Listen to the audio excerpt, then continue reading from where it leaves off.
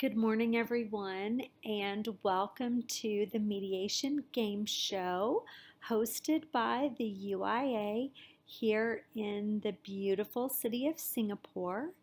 And we are so excited to have all of you here from all around the world today for the Mediation Game Show. So let's get started.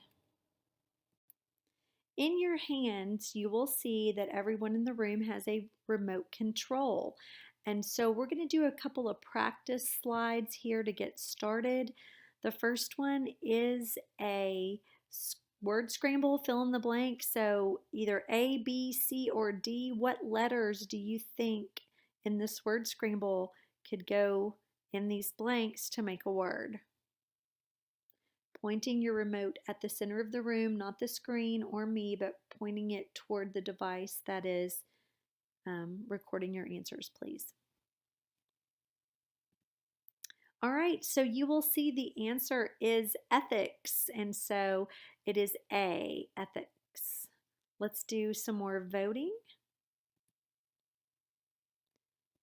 True or false? Starbucks has the best coffee. Let's see what you guys like here in Singapore. Still need about 3 more people. All right, so the room says that is false. Starbucks does not have the best coffee. All right, McDonald's has the best French fries. You have 5 choices here, all the way from strongly agree to strongly disagree.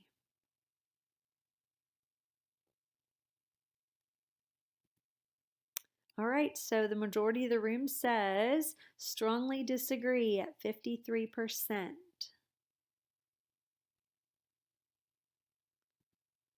All right, and the final practice slide says the best thing to do in Singapore is A, drink at a rooftop bar, B, ride the eye, C, swim in the pool, D, go to Universal Studios, or E, pose for a selfie with all 8 Merlion statues.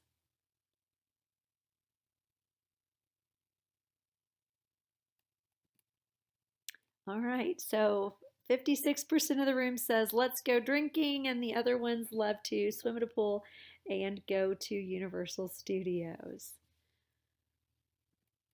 All right, let's get talking about the model ethics rules today.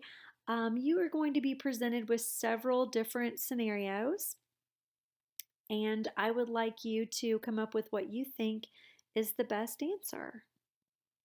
Let's get started. The first set of model rules of conduct for mediation was developed in what year?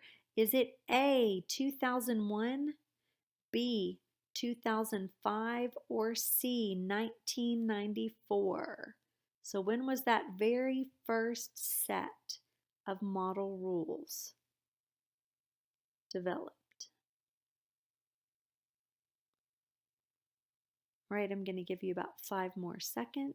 Get those votes in.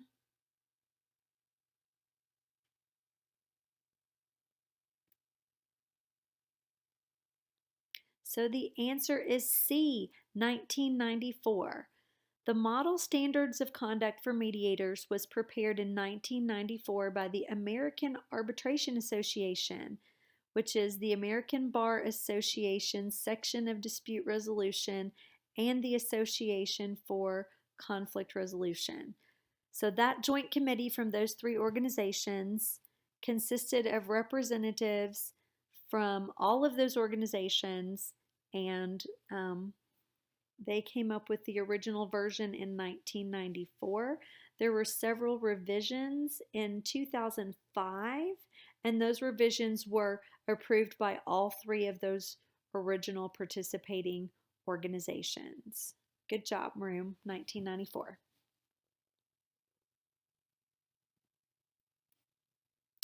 Luis finds out about an amazing mediation conference in Singapore. He should A, attend, or B, decline and look at all of his colleagues' Facebook posts.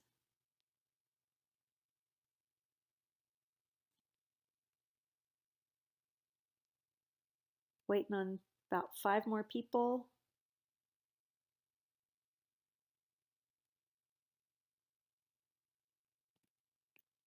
All right, so wow, 17% of you voted decline and you're here.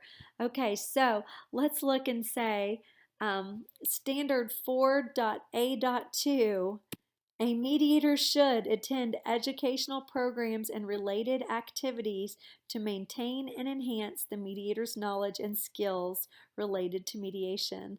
Let's hope that the conference today in Singapore will meet standard 4.A.2.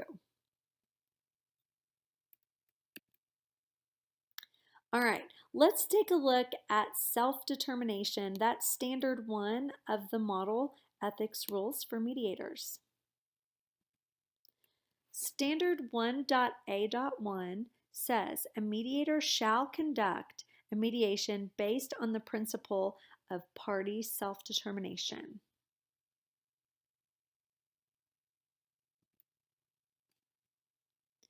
Let's look at a scenario. Bill sues Mary over a business dispute. The judge in the case orders the parties to go to mediation. This violates the principle of party self-determination. Is that statement true or false?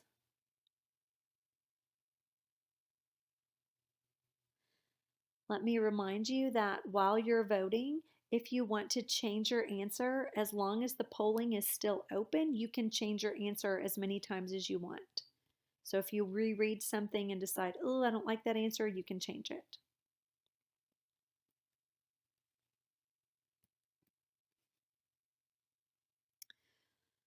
All right, so the answer is B, false. A mediator shall conduct a mediation based on the principle of party self-determination. Self-determination is the act of coming to a voluntary, uncoerced decision in which each party makes free and informed choices as to process and outcome. Parties may exercise self-determination at any stage of mediation, including mediator selection, process design, participation in or withdrawal from the process, and outcomes. So in this case, even though the parties are ordered to go to mediation, they can leave or withdraw from the process at any time.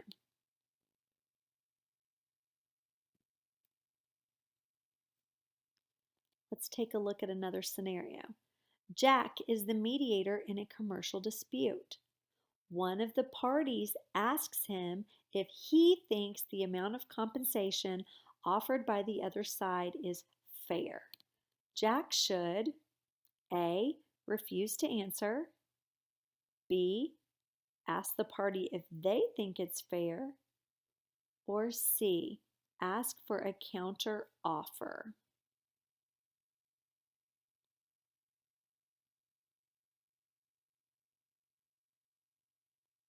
Let's take about 5 more seconds.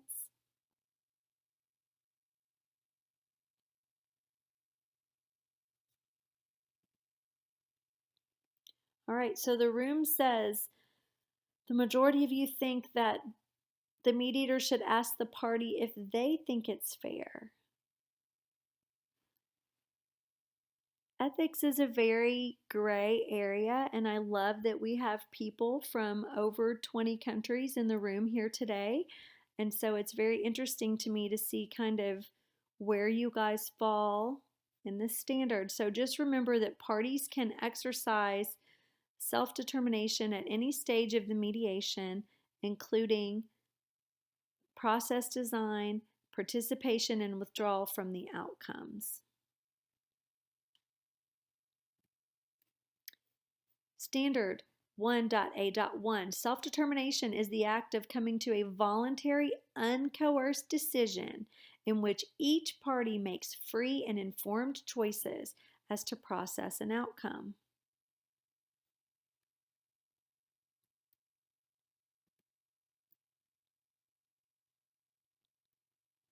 Alec hires an attorney to litigate his case. The attorney picks the mediator for the case based on his experience, without giving the client choices. Does this violate Standard 1A? Yes. Choose A for yes, choose B for no, and choose C for maybe.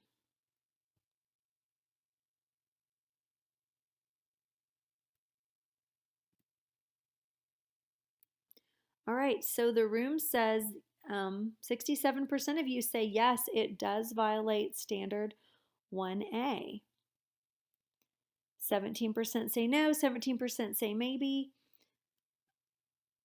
For me, I think that the attorney picking the mediator, if they're basing it on their experience, I don't think that violates self-determination.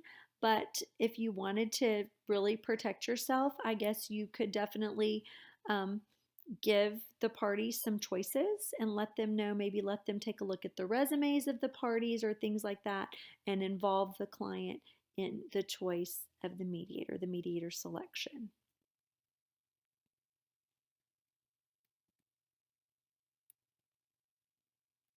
Monique is a party in a commercial mediation. She asks the mediator for a caucus session. The mediator should A. Ask Monique to wait until the mediator wants a caucus. B. Immediately move to caucus. Or C. Refuse to caucus based on the mediator's experience.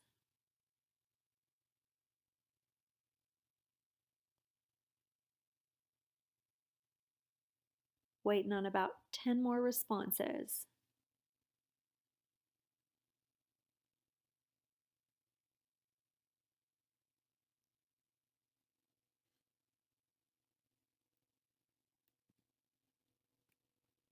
Okay, so the room says immediately move to caucus. So remember that, what does the standard say? Parties may exercise self-determination at any stage, including process design. So if a client is asking for a caucus, the mediator should consider giving the caucus within a reasonable time frame. If the mediator doesn't think that just then is the perfect time for a caucus, they should definitely handle that in a professional manner. But if someone wants to speak to the mediator in private in a caucus session, that's definitely something that should be considered.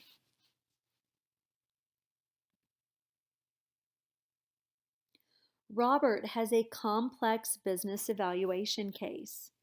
The mediator should recommend a tax professional before drawing up the mediated agreement. Is that true? Do you think that's true, or do you think that is false? Choose A on your remote for true and B for false.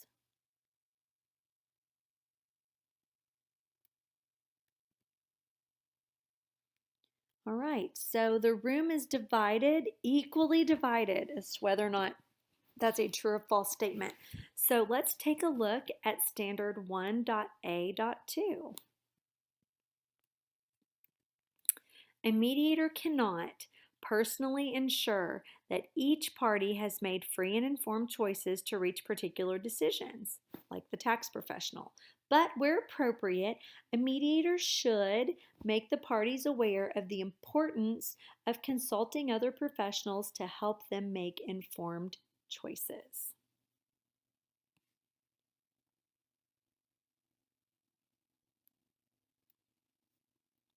Let's look at the next scenario. Mediator Cesare has never failed to help his clients reach a mediated agreement. During his current mediation session, one party wants to end mediation. Cesare should A. End mediation, B. Ask the client for a caucus, or C. Force the clients to stay longer. What should Cesare do?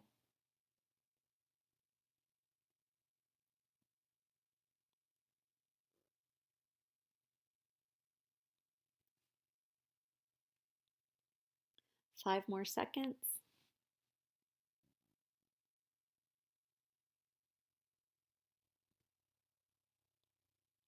All right, so the room says that he should ask the client for a caucus. And some of you say end mediation, and some of you say force the clients to stay longer. All right, so let's take a look at what it says.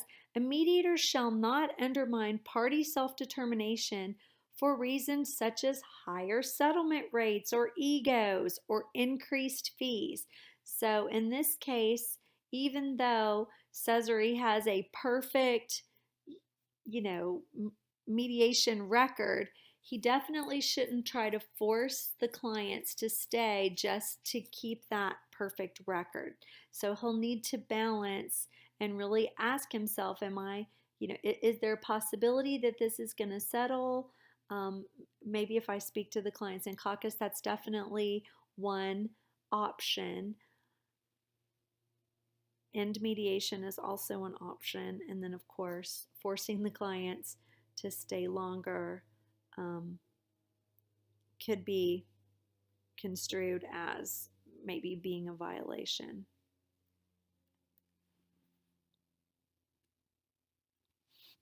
Angela mediates a lot of cases for the same insurance company. She does a great job and she usually settles every case.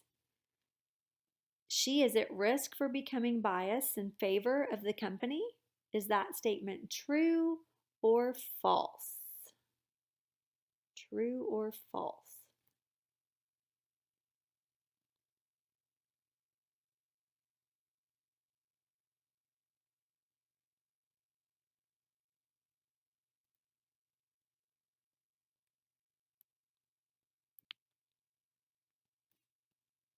All right, so again, the room is split 50-50. Let's take a look at what standard 1.A.3 says.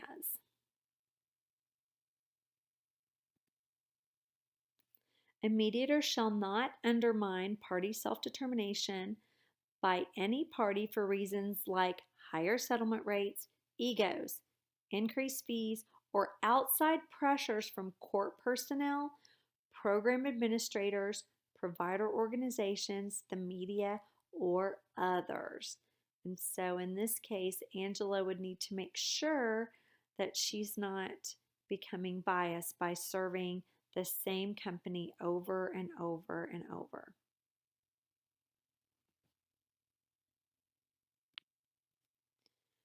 Let's take a look at another fun slide since we're here in Singapore today.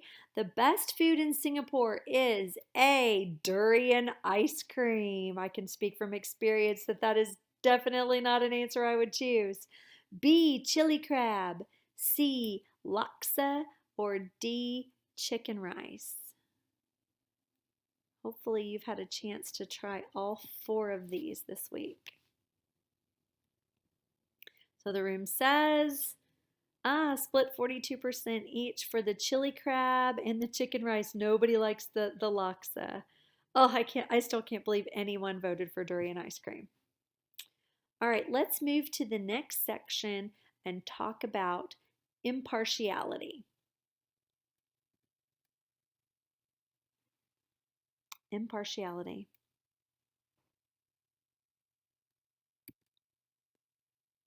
Let's go back to Angela from the previous slide. She thinks she is becoming biased in favor of the insurance company. What should she do? She should A, stop mediating cases for the insurance company. B, continue to mediate. C, recommend a new mediator. Or D, which is a combination of stop mediating and recommend a new mediator. What should she do if she thinks she's becoming biased?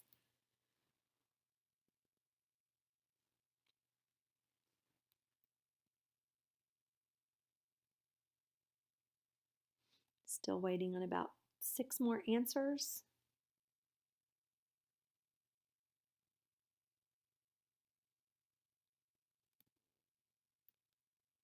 All right, so the room thinks, most of you think at least A, which is stop mediating because you think you're becoming biased.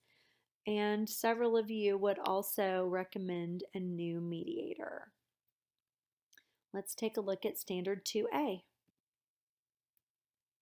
Standard 2A states a mediator shall decline a mediation if the mediator cannot conduct it in an impartial manner.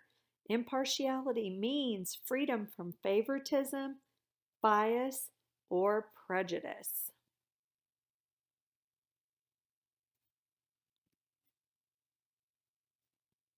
Ricardo knows one of the attorneys in a case he is mediating. When the parties arrive at the session, Ricardo embraces the attorney and asks about his wife. This is inappropriate. A, true, or B, false. Is this inappropriate?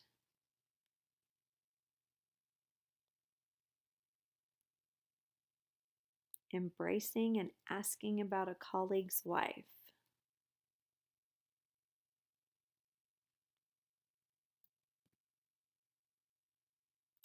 100% of you think that that is inappropriate. Let's see what Standard 2B has to say about that.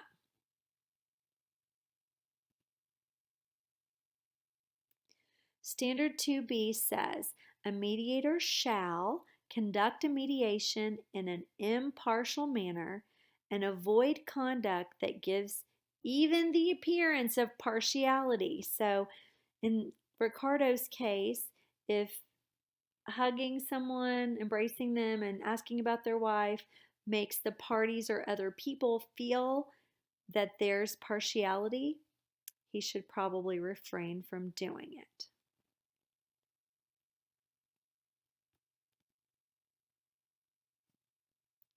Rachel, the mediator, is a vegan. One of the parties orders a meat platter for lunch and brings it into the session. Rachel should end mediation. True or false?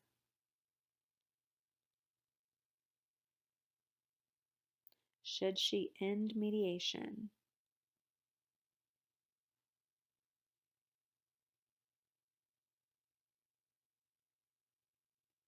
Five more seconds.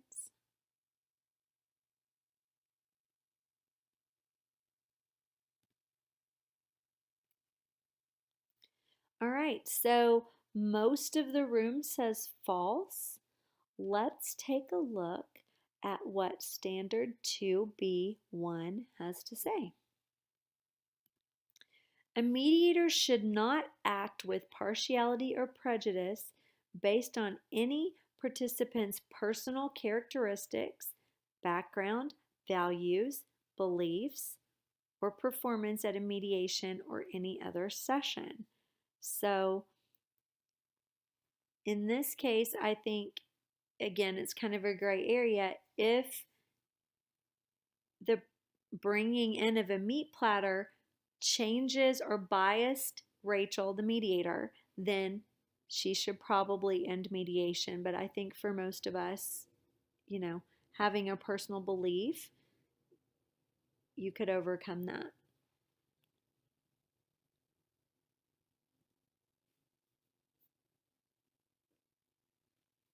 Mediator Deborah receives a nice fruit and chocolate basket on her birthday from her insurance company client. She should accept it, true, or not accept it, false. Which should she do? Should she accept the fruit and chocolate basket as a birthday gift, or true or false? Can she accept it?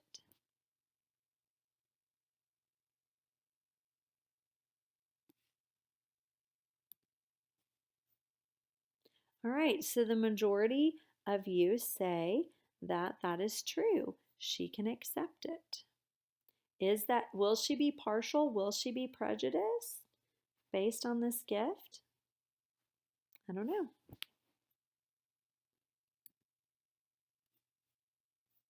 Greg, the mediator, owns a vineyard. Every time a lawyer refers a case to him, he gives the lawyer a bottle of wine. Is this permissible? True, A, true, or B, false?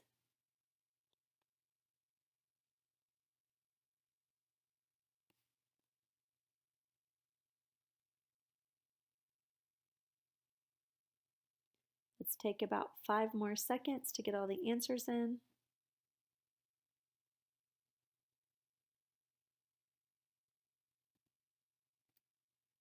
All right, so the majority of the room says B, false. It's not permissible. So I'll leave you with this question. If you give it to everyone, are you impartial?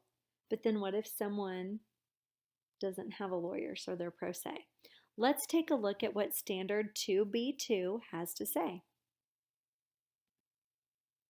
The mediator should neither give nor accept a gift, a favor, a loan, or other item of value that raises a question as to the mediator's actual or perceived impartiality. So if you're receiving a birthday gift from one of your clients or something like that, Standard 2B seems to say that if it's affecting your perceived impartiality, that you should not accept the gift or the bottle of wine.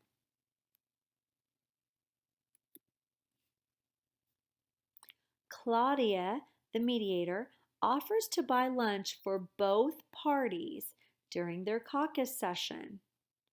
One party accepts and orders an expensive meal. The other party declines to order. Does this affect impartiality? True or false? Choose A for true and B for false.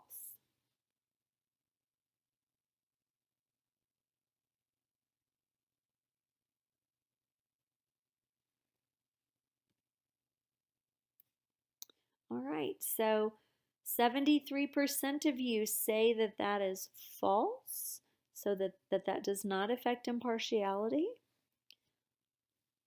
Let's see what Standard 2B3 has to say. A mediator may accept or give de minimis gifts or incidental items or services that are provided to facilitate a mediation or to respect cultural norms, so long as such practices do not raise questions as to a mediator's actual or perceived impartiality. So in this previous case, was the meal de minimis? Was it something small? If it's an expensive meal, what is expensive to one mediator may be inexpensive to another. And we're still taking due regard for cultural norms. And maybe you're concerned that if the parties leave and go to lunch, or they leave and take, for a long meal, and then they come back, that there may be some a different perception, or that you're kind of ruining the flow of the mediation for that day. Or if you have two different cultures, maybe one would be offended if a party left for a couple hours to take a long meal or something like that. So we have to take all of those issues into account when we're going through these slides here today. Claude is an attorney mediator. The attorney for one of the parties at mediation is his former law partner. Should he withdraw? He should withdraw. True, choose A for true or B for false. They're not in practice together anymore, but they used to be. Some of the questions, how big's the firm, right? That's a great question. All right, so a 50-50 split in the room as to whether or not he should withdraw from the case. Let's take a look at what Standard 2C has to say about this area. Standard 2C says, if at any time a mediator is unable to conduct a mediation in an impartial manner, the mediator shall withdraw. So, is he biased because of this previous partner? I don't know. And then another question for later on is, if he discloses it and both parties waive, then is that permissible? All right, let's head over to another fun slide. The best thing to eat in Singapore is A, forget eating, let's drink. B, hawker center food. C, that durian fruit, and I use the term fruit very loosely. That's some crazy stuff. And then finally, D, McDonald's.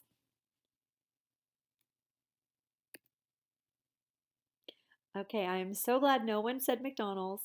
Hawker center food, I agree. That's kind of what I would pick, but it looks like we've got several drinkers in the room, and then we've still got that 17% of you who love the durian.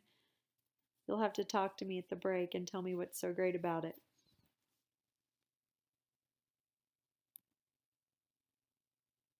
Let's talk about conflicts of interest.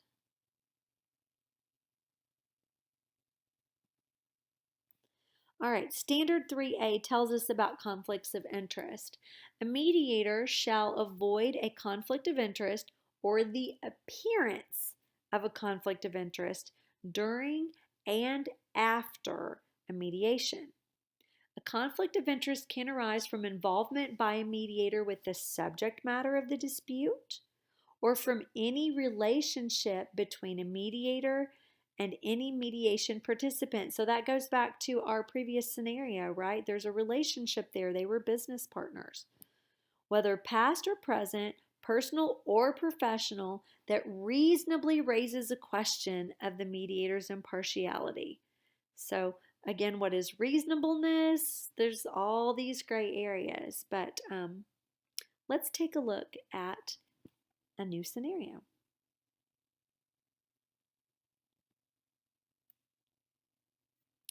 Dave, the mediator, owns stock in Apple. He is offered a case where the parties are Apple versus Samsung. Dave should A, decline the case, B, disclose his stock ownership immediately, or C, take the case.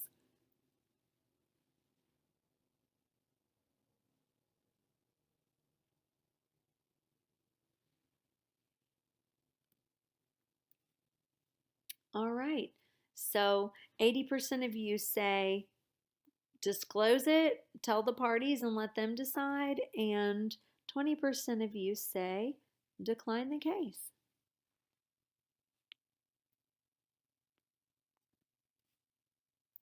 Joel worked for AT&T before becoming a mediator. He arrives at the session and finds out one of the parties is a manager at AT&T. Joel should A, end mediation, B, continue mediation and disclose to the parties, or C, recommend a new mediator.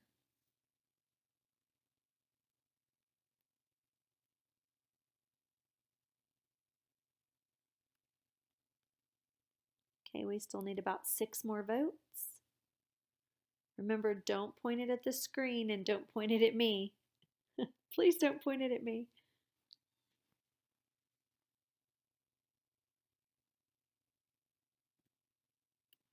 All right, great job.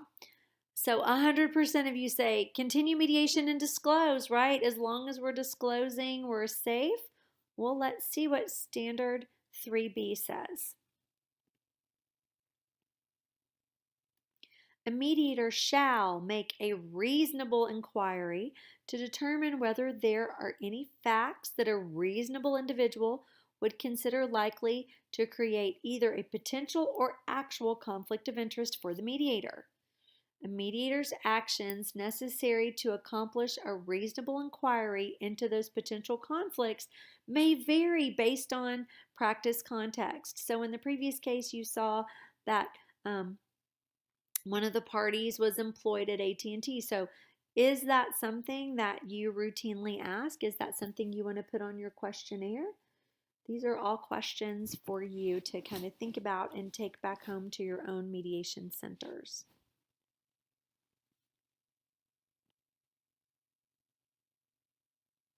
Amy is a mediator and a member of a local tennis club. Two members of the club are getting divorced and they agree to use Amy, or they want to use her as their mediator. Amy can mediate the case. Is that true, A, true, or B, false? The parties both know her. They both want to use her. They know her in a social setting.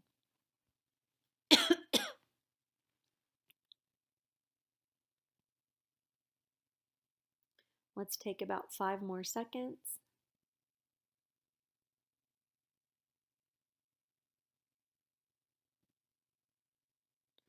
All right, so 100% of you say true, that in this case, Amy can take the case. Let's see what Standard 3C has to say. A mediator shall disclose as soon as practicable all actual and potential conflicts of interest that are reasonably known to the mediator and could reasonably be seen as raising a question about the mediator's impartiality. After disclosure, if all parties agree, the mediator may proceed with the mediation.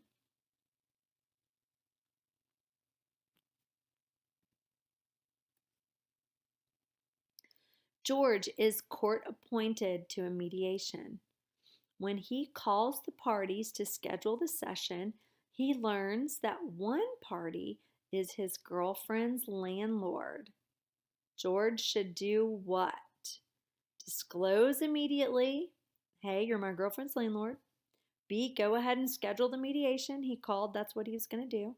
Or C, decline the mediation and notify the court.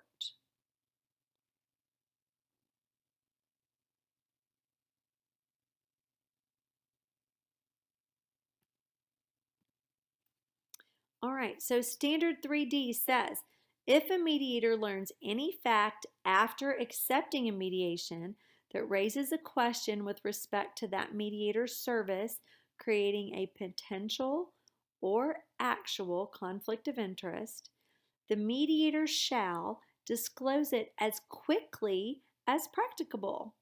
After disclosure, again, if all parties agree, the mediator may proceed with the mediation.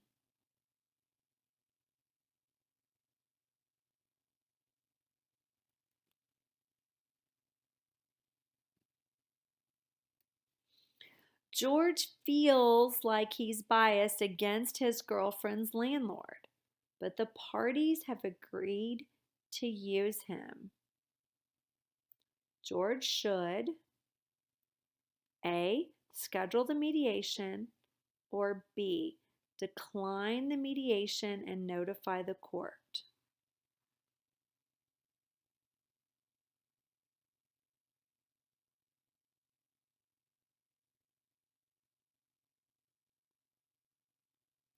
All right, so in this case, if George feels like he's biased, then he's the one that needs to be declining the mediation, right? If he feels the bias, then there's plenty of other mediators that could take that case.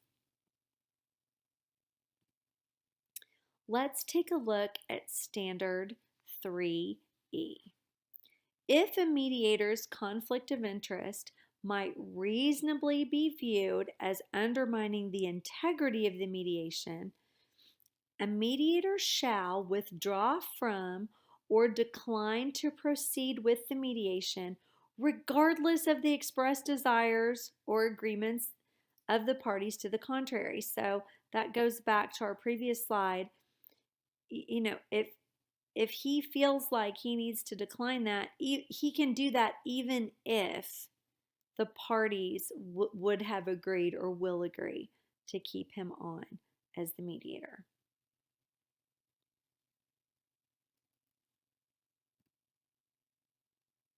All right, let's take a look at the next slide.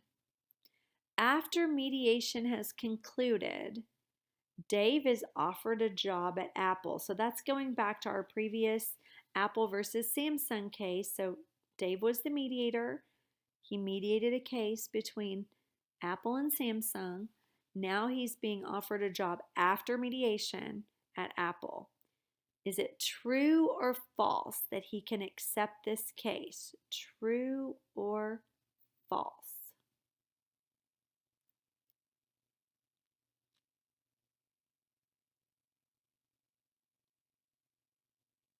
Okay, about 5 more seconds.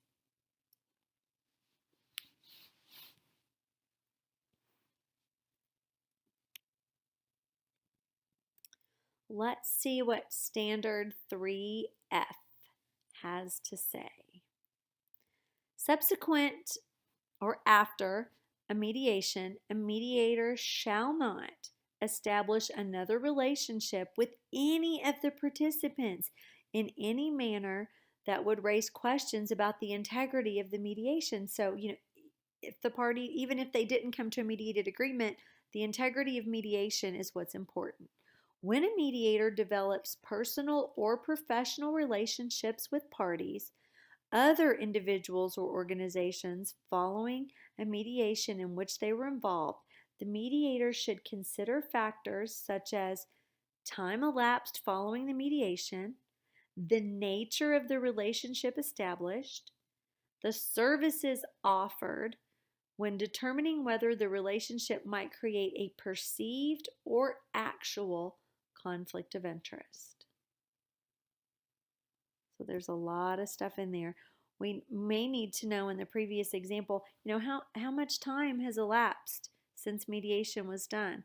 What is the nature of the relationship? We know it's a, employee-employer type relationship, and those were the services offered. So does that create a perceived or actual conflict of interest?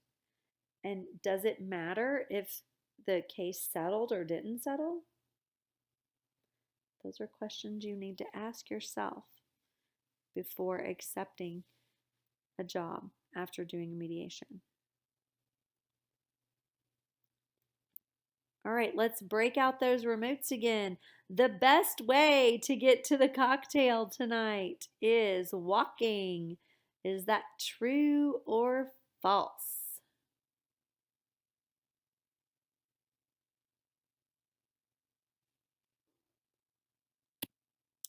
All right, let's jump over into competence. Competence is covered in the model rules under standard 4A. Let's talk about it.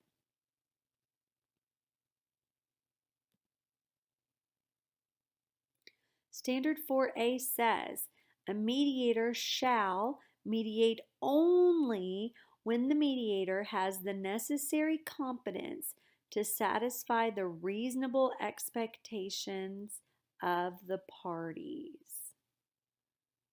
So let's put this into a scenario.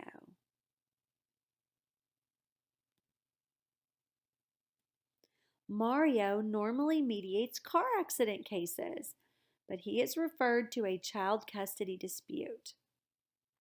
He should take the case. Is that true or false? Should he take the case?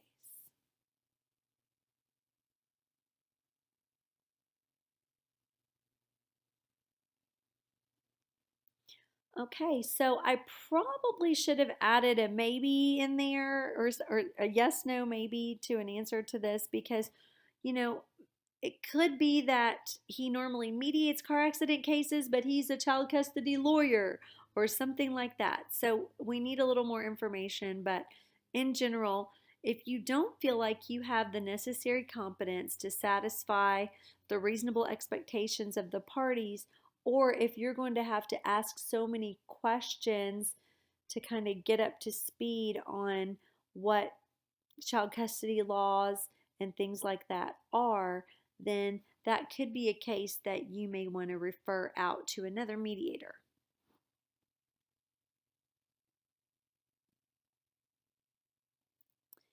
Emily takes some international mediation training. Another attendee refers a case to her, but she's only done role play. She should take the case. Is that true or false? She's done the training, but she's only done role play. What should she do?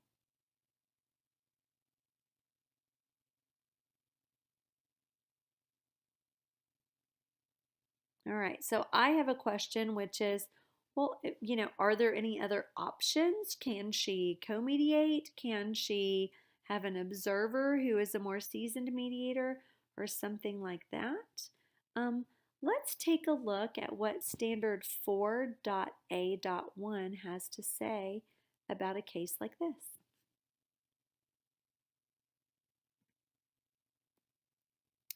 Standard 4.A.1. Any person may be selected as a mediator provided that the parties are satisfied with the mediator's competence and qualifications. Training, experience in mediation, skills, cultural understandings, and other qualities are often necessary for mediator competence. A person who offers to serve as a mediator creates the expectation that the person is competent to mediate effectively. So, going back to the previous scenario, think about, this is their first time having some international training. We don't really know what the mediator's other training was.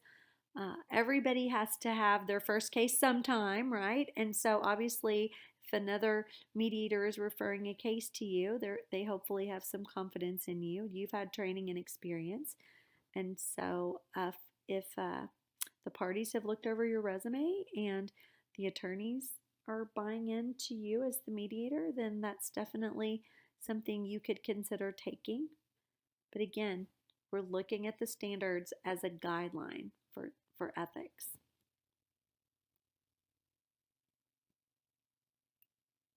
Cole just got his IMI certification.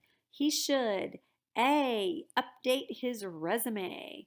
B. Update his letterhead. C. Update his website. Sorry about the typo there. And or D. Announce it on LinkedIn.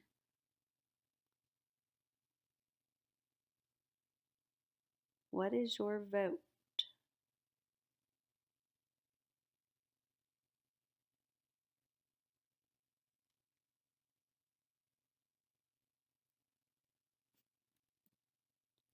All right, let's take a look and see what Standard 4.A.3 has to say.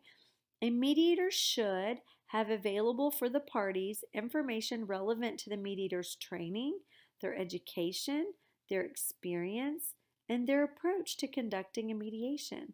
So those are things that could be found on all sorts of things, like your letterhead if you have a certification, like your LinkedIn profile, like a Facebook um, group that you have if you have something like that for your business.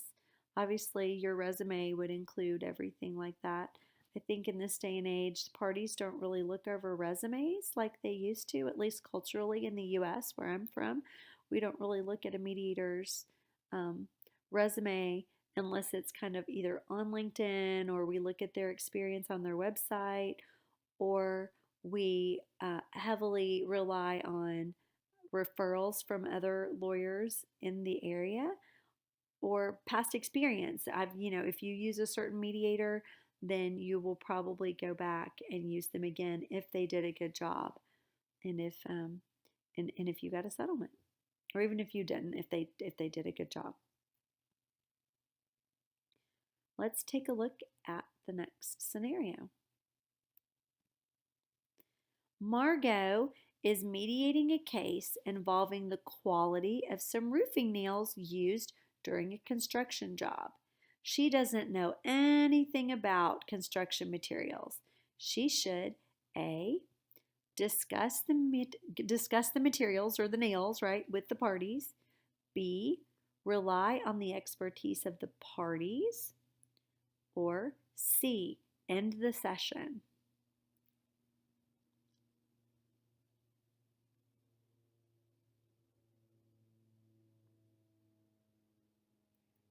All right, we need about 6 more votes. Let's take about 5 more seconds to get those votes in.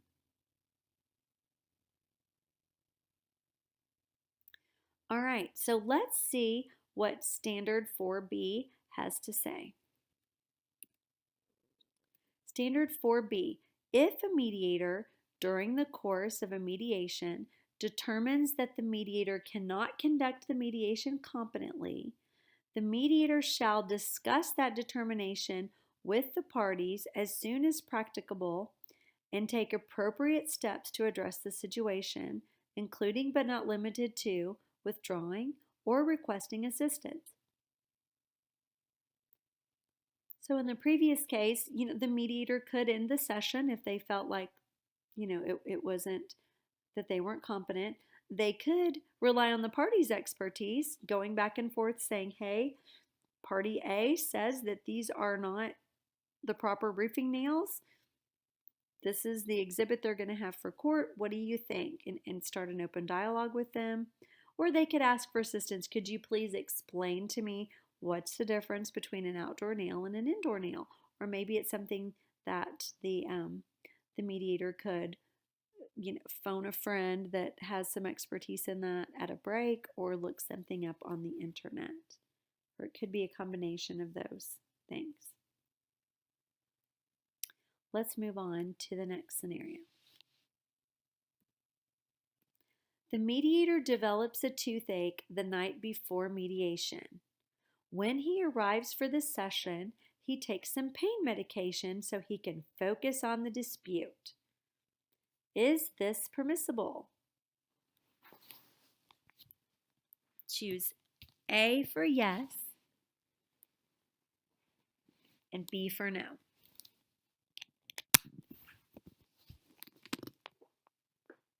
Let's see what Standard 4C has to say.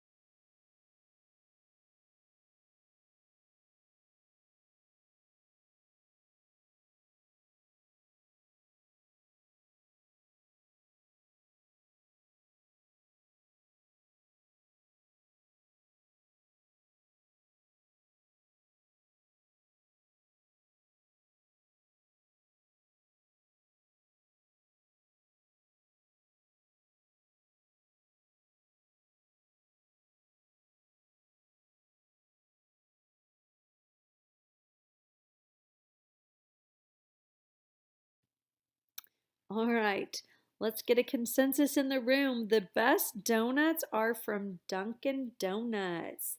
Yes or no? Just for the record, my answer is yes. In the US, my office is really close to a Dunkin' Donuts, and we love to go there for breakfast and bring donuts in for our clients. All right, the last thing we're going to talk about during this first 1-hour session is confidentiality. So confidentiality, let's talk about it.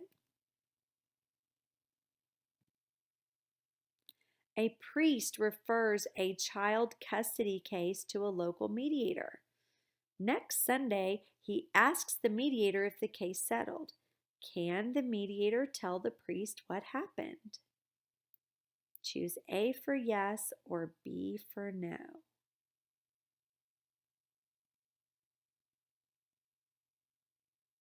All right, let's take about 5 more seconds.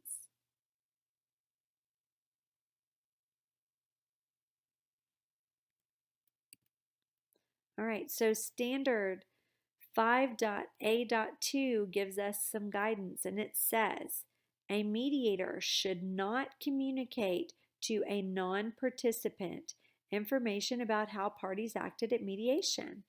A mediator may report, if required, whether whether the parties appeared at a scheduled mediation and whether or not the parties reached a resolution. So in this case, the priest is not someone that the mediator is required to report to, and so they should refrain from any sort of communication, regardless of the fact that the mediator had gotten the referral from the priest. So we have to be really careful. All right, we are going to take our break here at the 1 hour mark. Please be back in 15 minutes. You can keep your remote controls with you. Thank you very much, and we'll see you back after the break.